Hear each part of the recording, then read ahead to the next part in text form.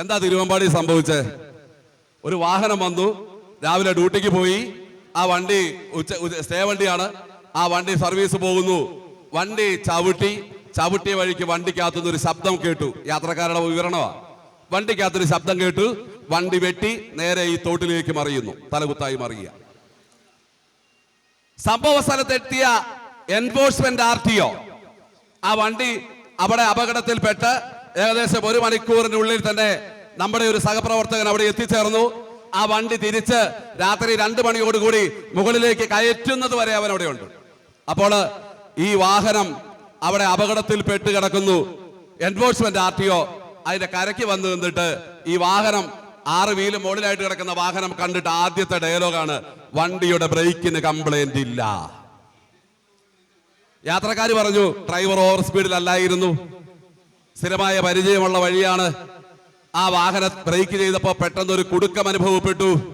Enforcement RTO പറഞ്ഞു, വണ്ടിയുടെ ബ്രേക്കിന് തകരാറില്ല. ബ്രേക്കിന് തകരാറില്ലെങ്കിൽ പിന്നെ തകരാറ് ആർക്കാണ്? ഡ്രൈവർക്കാണ്. പിറ്റേന്ന് രാവിലെ 2 പേരുടെ മരണത്തിന് അപകടപ്പെട്ട സാധ്യത ഉണ്ടാക്കിയ ഒരു വാഹനം കെട്ടിവലിച്ചിട്ട് KSRTCയുടെ താമരശ്ശേരി ഡിപ്പോയിലേക്ക് കൊണ്ടുപോയതിന്റെ കാരണം എന്താണ്? ആ വാഹനം പോലീസ് കസ്റ്റഡിയിൽ വെക്കേണ്ട വാഹനം നേരെ കൊണ്ടുപോയത് അങ്ങോട്ടാ, KSRTCയുടെ തിരുവമ്പാടി ഡിപ്പോയിലേക്ക്.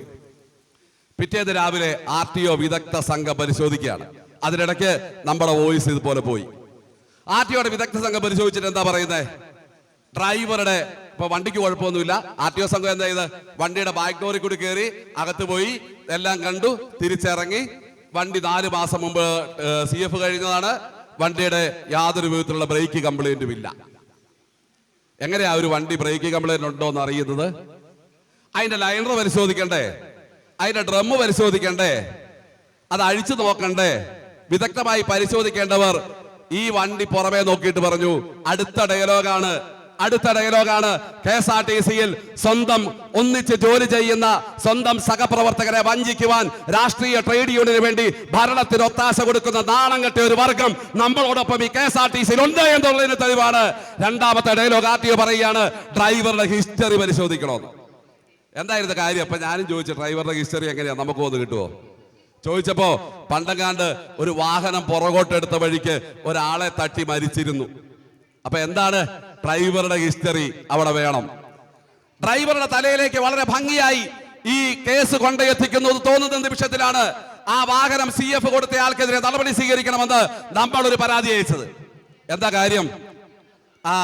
നമ്മള് ഈ നാടോടികള് ടെന്റ് അടിച്ചിട്ട് തുണി ഉണക്കാനിടുന്ന വള്ളി പോലെ വണ്ടിയുടെ സ്റ്റീറിംഗിന്റെ അടിയിൽ നിന്ന് ഒരു വള്ളി എങ്ങോട്ടാ?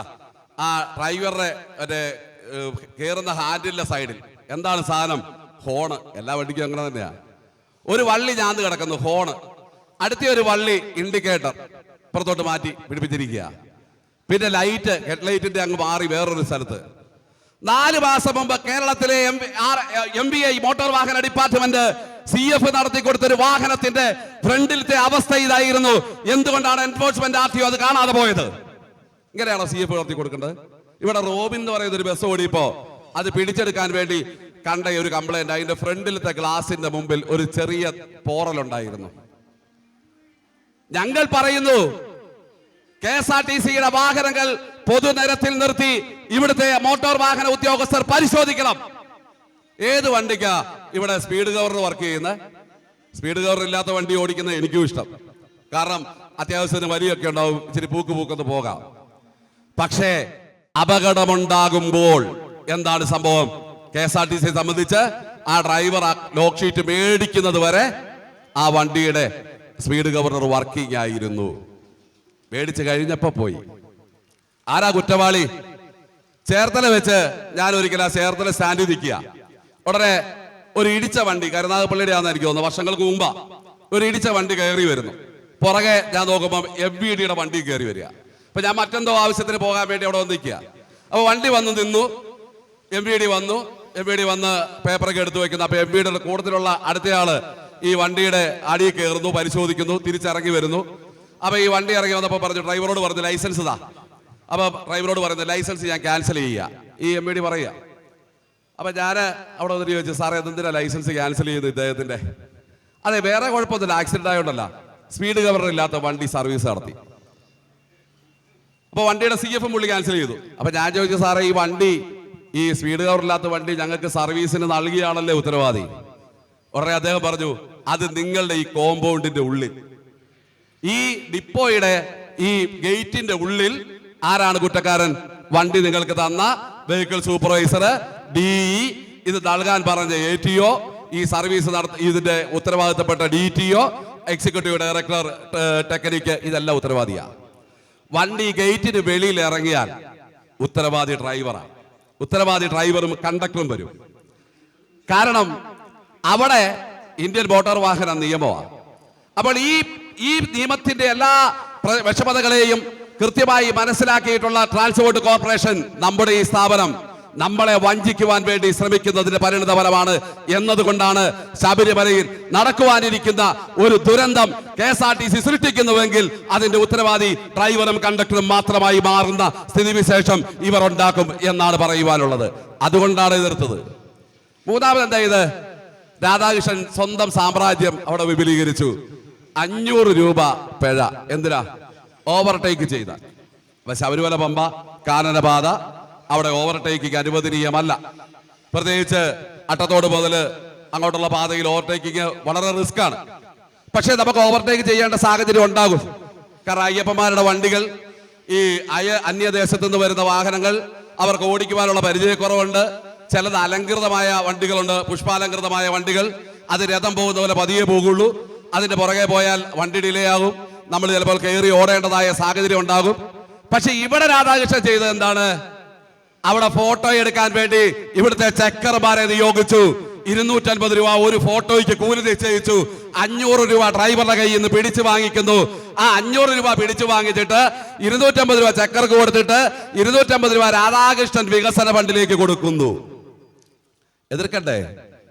സംസാരിക്കണ്ടേ? അത് നമ്മൾ അപേക്ഷ കൊടുക്കണോ? ഒരു വ്യക്തിയിൽ നിന്നും പിഴ ഈടാക്കുവാനുള്ള ജുഡീഷ്യൽ പവർ പമ്പ സ്പെഷ്യൽ ഓഫീസർക്ക് എന്താണ് നൽകപ്പെട്ടിട്ടുള്ളത്? എന്താണ് ഇവിടുത്തെ കോർപ്പറേഷൻ വെളിവാക്കേണ്ടത്? വെളിവാക്കിയിട്ടുണ്ടോ? എന്നാണ് പമ്പയിലെ സ്പെഷ്യൽ ഓഫീസർക്ക് ജീവനക്കാരുടെ കയ്യിൽ നിന്നും പിഴ ഈടാക്കുവാനുള്ള ജുഡീഷ്യൽ പവർ നിങ്ങൾ നൽകിയിട്ടുള്ളത്? ഒരു പവറും ഇല്ല. അപ്പോൾ അന്യായങ്ങളുടെ കൂത്തരമായി മാറിയ ശബരിമല പമ്പ സ്പെഷ്യൽ ഡ്യൂട്ടി അങ്ങോട്ട് കടന്നു വന്നിരുന്നു കൊണ്ട് അവിടെ വരുന്ന ജീവനക്കാരെല്ലാം തന്റെ പിതാവിന്റെ വീട്ടിലെ തൊഴിലാളികളും അടിമകളുമാണെന്നുള്ള വിചാരം കാത്തു സൂക്ഷിക്കുന്നുവെങ്കിൽ നിന്നോട് ഈ ഭാഷയിൽ സംസാരിക്കുവാൻ മാത്രമേ ഞങ്ങൾക്കറിയൂ. ആ രീതിയിൽ ഞങ്ങൾ സംസാരിച്ചിരിക്കും. അതിന്റെ പേരില സസ്പെൻഷൻ.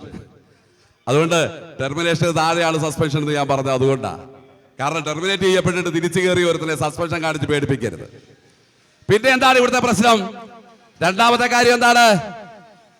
ഞാന് പൊതുസമൂഹത്തിൽ മന്ത്രിക്കെതിരായി സംസാരിക്കണോ?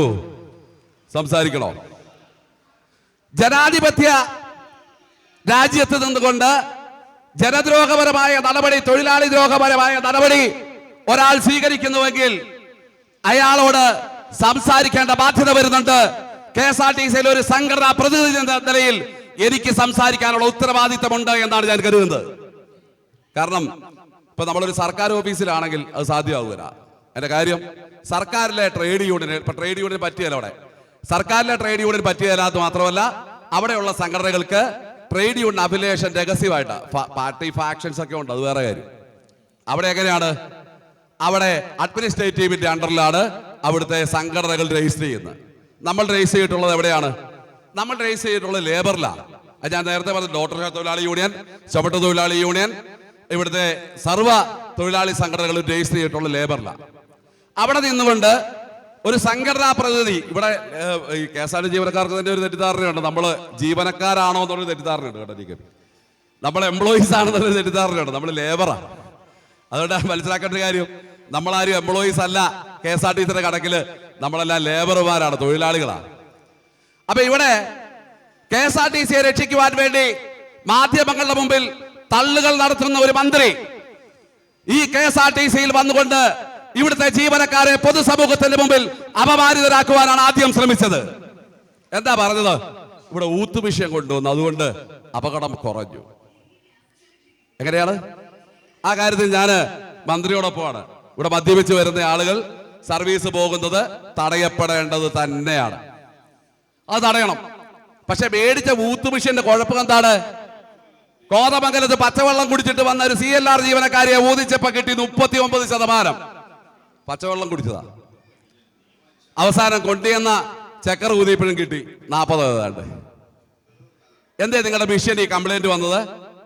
10-30,000 രൂപ മുടക്കി ലോകത്തില്ലാത്ത അത്യാധുനിക സൗകര്യങ്ങളുള്ള മിഷ്യൻ മേടിച്ചതായിരുന്നല്ലോ. എന്നിട്ട് എന്താണ് ഈ മിഷ്യന്റെ ഇപ്പോഴത്തെ പ്രശ്നം?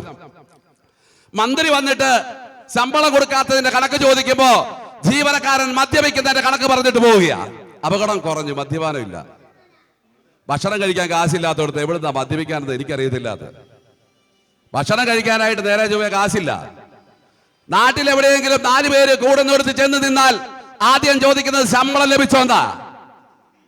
നാണം കെട്ടിട്ട് പുറത്തിറങ്ങാൻ വയ്യാത്ത അവസ്ഥയിൽ KSRTC ജീവനക്കാരൻ മാത്രമല്ല, അവന്റെ ഭാര്യയും അവന്റെ മക്കളും ഏതെങ്കിലും ഒരു സ്ഥലത്ത് ചെല്ലുമ്പോ അച്ഛന് ശമ്പളം കിട്ടിയോ എന്ന് ചോദിക്കുന്ന അവസ്ഥയിലേക്ക് എത്തിച്ചതാരാ? എന്നിട്ട് തള്ളുക, അടുത്ത മാസം മുതൽ 1-ാം തീയതി കൊടുക്കും. ഞാൻ ശക്തമായിട്ട് ഇടപെട്ടെന്നാ പറഞ്ഞത്. എനിക്ക് അതാ മനസ്സിലാകാത്തത്. ഇവിടെ ടോബിൻ തച്ചങ്കരി എന്ന് പറയുന്ന ഒരു MD ഇരുന്നു. അദ്ദേഹം വന്നിട്ട് ആദ്യം പറഞ്ഞു തന്നെ, എനിക്ക് ശമ്പളം ഞാൻ മേടിക്കുന്നുണ്ടെങ്കിൽ നിങ്ങൾക്ക് തരും. കൊള്ളാം, ഒരുപാട് പരിഷ്കാരങ്ങളിൽ നമുക്ക് എതിർപ്പുണ്ട്. പക്ഷേ ശമ്പളത്തിന്റെ കാര്യത്തിൽ കൃത്യനിഷ്ഠത പുലർത്തിയിരുന്നു. ടോബിൻ തച്ചങ്കരിക്ക് ശേഷം ഈ മന്ത്രി വന്നു കഴിഞ്ഞപ്പോൾ മന്ത്രി എന്താ പറഞ്ഞേ? ശമ്പളത്തിന് കഴിഞ്ഞ ദിവസം ഇവിടുത്തെ ഒരു സംഘടന TDF സമരം നടത്തി. മന്ത്രിക്ക് അത് ഒട്ടും അങ്ങ് സൂചിച്ചില്ല. ശമ്പളം കൊടുത്തതെന്നാ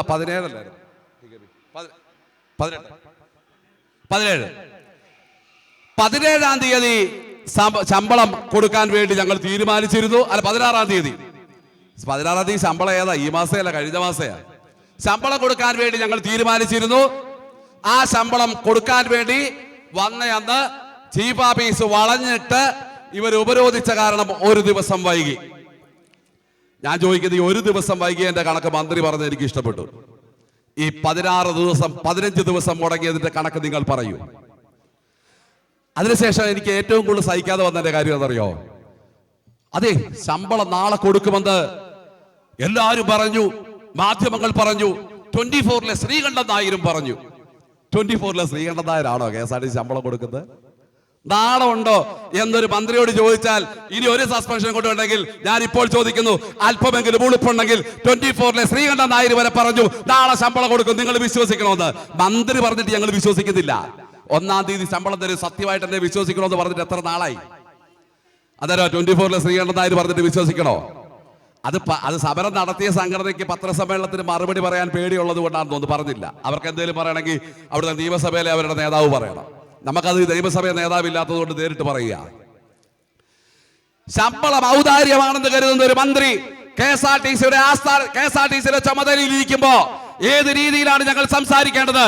ഞങ്ങളുടെ കുട്ടികളുടെ വിദ്യാഭ്യാസം മുടങ്ങിക്കൊണ്ടിരിക്കുന്ന അവസ്ഥയിൽ, ഞങ്ങളുടെ മാതാപിതാക്കൾക്ക് മരുന്ന് മേടിക്കാൻ കാശില്ലാത്ത അവസ്ഥയിൽ, ഞങ്ങളുടെ ബാങ്ക് ലോണുകൾ മുടങ്ങുന്ന അവസ്ഥയിൽ ഞങ്ങൾ ആരോടാണ് ചോദിക്കേണ്ടത്? അന്നേരമാണ് ഞങ്ങൾ പത്രവാർത്ത വന്നു സമരം ചെയ്യരുതെന്നൊരു മന്ത്രി പറയുന്നത്. കീഴൂട്ട് തറവാട്ടിന്റെ മുമ്പിൽ അരയിൽ തോർത്തുമുണ്ട് കെട്ടി അവിടുത്തെ ഉച്ചിഷ്ടം പേടിക്കാൻ വന്നു നിൽക്കുന്ന ഈ പഴയകാല അടിയാന്മാരാണ് എന്ന് ആറ്റുതൊട്ടിൽ ഇരുന്നു കൊണ്ട് മാടമ്പിത്ത ചിന്താഗതിയോടെ മന്ത്രിക്ക് തോന്നുന്നുവെങ്കിൽ അത് തെറ്റി. അതാണ് ഞങ്ങൾക്ക് പറയാനുള്ളത്. രണ്ടാമതൊരു വണ്ടി മേടിച്ച്, ഏതാ വണ്ടി KSRTCയിൽ ഇല്ല. അപ്പൊ നമ്മളെല്ലാം പ്രതീക്ഷയോടെ കാത്തിരിക്കുന്നത് ബഹുമാനപ്പെട്ട മന്ത്രി KB ഗണേഷ് കുമാർ വരുന്നു. ഇവിടെ വണ്ടി ഒഴുകി വരാൻ പോവുകയാണ്. KSRTCയുടെ സുവർണ കാലഘട്ടം ആരംഭിക്കാൻ പോവുകയാണ്. നമ്മൾ അങ്ങനെ കരുതി. മേടിച്ച വണ്ടി ഏതാ? ആർക്കും വേണ്ടാതെ കിടന്ന മിനി വണ്ടികൾ. പണ്ട് ഈ പുള്ളിക്ക് ഒരു മിനി വാഹനത്തോട് സ്നേഹം ഉണ്ടായിരുന്നു. അന്ന് മേടിച്ച വണ്ടികൾ 5 വർഷം തികച്ചോടിയില്ല. ആ കച്ചേസ് വണ്ടികൾ മുഴുവനും KSRTCക്ക് ബാധ്യതയായി. അവസാനം വിരലിലുണ്ടാവുന്ന വണ്ടികളുള്ളപ്പോ ഈ വണ്ടികളുടെ പാർട്സ് ഒരു ലോഡ് വന്നിട്ട് പാപ്പനംകോട്ടെ വർക്ക്ഷോപ്പിൽ ഗോഡൌണിൽ ഒളിപ്പിച്ചു വെക്കുന്ന അവസ്ഥയുണ്ടായി. ഇപ്പൊ വണ്ടി വന്നു. പിന്നെ വണ്ടിയിൽ ഒരു ഗുണമുണ്ട്, ഡ്രൈവർ ഉറങ്ങാൻ പോയാൽ അലാറം അടിക്കും. ഈ വണ്ടി വന്നിട്ട് പാപ്പനംകോടുന്ന് ഈ വണ്ടി സർവീസ് പോരുക. 6:40 പാപ്പനംകോടുന്ന് സർവീസ് പുറപ്പെട്ടൊരു വണ്ടി തമ്പാനൂർ ബസ് സ്റ്റേഷനിൽ വന്ന് ആ വാഹനം തൃശ്ശൂർക്ക് പോരുന്നു. പ്രീമിയം സൂപ്പർവാസ്. ആ വണ്ടി ഏകദേശം 3-3:30 സമയമായപ്പോഴത്തേക്കും തൃശ്ശൂരെത്തി. അവിടുന്ന് 5 മണിക്കോ മറ്റോ ഈ വണ്ടി തിരിച്ചു പോവുക. തിരിച്ചു പോകുന്ന വണ്ടി നമ്മുടെ കേശവദാസപുരത്തിന് ഇപ്പുറത്ത് പാണംവിള എന്ന് പറയുന്ന സ്ഥലത്ത് ഡിവൈഡറിൽ കയറുന്നു. രാത്രി 1:45 സമയം. രാത്രി 1:45 ഡിവൈഡറിൽ ഈ വണ്ടി തട്ടുന്നു. പിറ്റേന്ന് മന്ത്രി പത്രക്കാരുടെ മുമ്പിൽ ജഡ്ജി എന്ന് പറയുക, ആ വണ്ടി ഡ്രൈവർ പലതവണ വായിക്കോട്ടാ വിടുന്നത് ശ്രദ്ധയിൽപ്പെട്ടു. ഞാൻ ചോദിച്ചു, എത്ര തവണ കീഴ്ശ്വാസം പോയി എന്നറിയാനുള്ള മിഷൻ ഉണ്ടോ അവിടെ? കാരണം ഗ്യാസ് കയറും, ഭക്ഷണം കഴിക്കാതിരുന്ന് ഓടിക്കുക. രാവിലെ 6:40 പാപ്പനംകോട് സർവീസ് പോകുന്ന ഒരു ഡ്രൈവർ വിശ്രമിക്കാതെ, അവൻ ശരിയായ രീതിയിൽ ഭക്ഷണം കഴിക്കാതെ, ഉറങ്ങാതെ രാത്രി 1:45 ആ വാഹനം ഉറഞ്ഞപ്പോൾ അവനെ സസ്പെൻഡ് ചെയ്തുകൊണ്ട് മാധ്യമങ്ങളുടെ മുമ്പിൽ വീഴ്പിടക്കുന്ന നാണം കെട്ട മന്ത്രി അവൻ വായിക്കോട്ട വിട്ടതിന്റെ എണ്ണമെടുത്തു. നിങ്ങൾ അവന് വിശ്രമം ലഭിച്ചതിന്റെ എണ്ണമെടുത്തോ? എത്ര മണിക്കൂർ ഇവൻ വിശ്രമിച്ചെന്ന്? തിരുവനന്തപുരത്ത് നിന്ന് യാത്ര പുറപ്പെടുന്ന ഒരു ബസ് 5.5 മണിക്കൂർ കൊണ്ട് എറണാകുളത്ത് എത്തിച്ചേരും എന്നാണ് KSRTCയുടെ കണക്ക്. ആ വണ്ടി 7 മണിക്കൂർ കൊണ്ട് തൃശ്ശൂർ എത്തും. എത്തുവോ? എവിടെയെങ്കിലും?